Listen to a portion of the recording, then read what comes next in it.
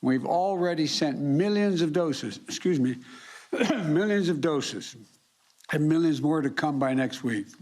These doses will be available at approximately, I beg your pardon, I swallowed wrong. Will be available at approximately 20,000 locations. And I'm proud to say Black and brown adults and Native Americans have gotten vaccinated at the same rate as white adults. In the 3 months before I came to office, the economy was stagnant, creating only 60,000 jobs a month. Since I've taken office, it's now averaging 600,000 new jobs every month. That's the average. But we have to keep going. The pandemic is not yet behind us, but we're getting there. We'll start all the way at the end. Thank you, Mr. President. Appreciate it. Well, you're not all the way at the end, but that's okay. You're up. As leader of the Democratic Party, how much responsibility do you take for the dismal results in Virginia and beyond last night? Well, look, yesterday reminded me of that one of the sacred rights we have is to be able to go out and cast our votes. And remember that we all have an obligation to accept the legitimacy of these elections. I was talking to Terry to congratulate him today. He got 600,000 more votes than any Democrat ever has gotten. We brought out every Democrat about there was, more votes than ever has been cast for a Democratic incumbent. I'm not incumbent, a Democrat running for governor. And no governor in Virginia has ever won when he's of the same or he or she's the same party as the sitting president. What I do know is, that people want us to get things done. They want us to get things done. And that's why I'm continuing to push very hard for the Democratic Party to move along and pass my infrastructure bill and my Build Back Better bill. I think if we, think about what we're talking about here. People are upset and uncertain about a lot of things, from COVID to school to jobs to a whole range of things, and the cost of a gallon of gasoline. And so if I'm able to sign into law my Build Back Better initiative, I'm in a position where you're going to see a lot of those things ameliorated quickly and swiftly. So that has to be done. Mr. President, given what you said, do you take some responsibility, and do you think that Terry McAuliffe would have won if your agenda had passed before Election Day?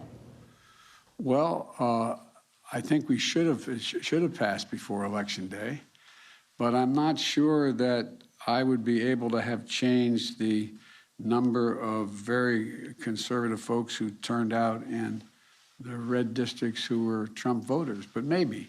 You won the state by 10 points, Mr. President. No, I know we did, but I was running against Donald Trump. Thank you, Mr. President.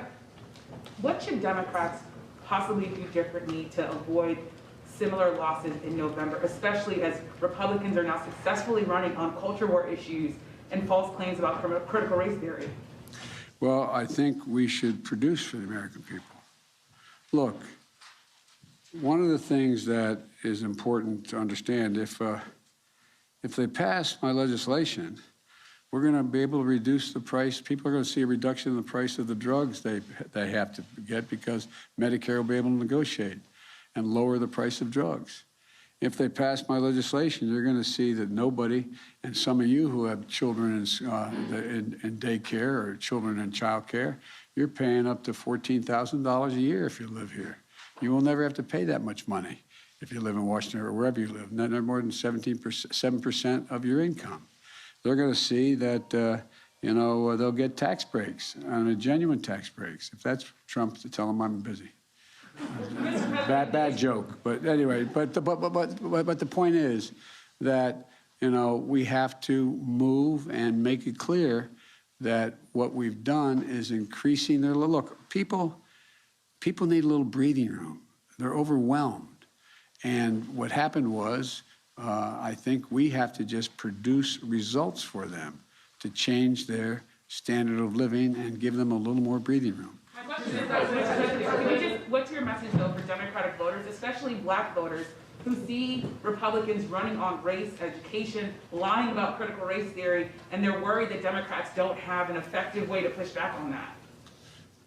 Well, I think that the whole answer is just to speak the truth, lay out where we are. Look, I'm convinced that if you look at everything from my view on the criminal justice system to my view on equal opportunity to my view on economic issues and all the things I have and what I've been pushing in legislation, each of the elements are overwhelmingly popular. We have to speak to them, though. We have to speak to them and explain them. Look, I just think people are at a point, and it's understandable, where there's a whole lot of confusion. Everything from, are you gonna ever get COVID under control, to, are my kids gonna be in school? Are they gonna be able to stay in school? To whether or not I'm gonna get a tax break that allows me to be able to pay for the needs of my kids and my family. And they're all things that that I'm running on, that we'll run on, and I think we'll do fine. Mr.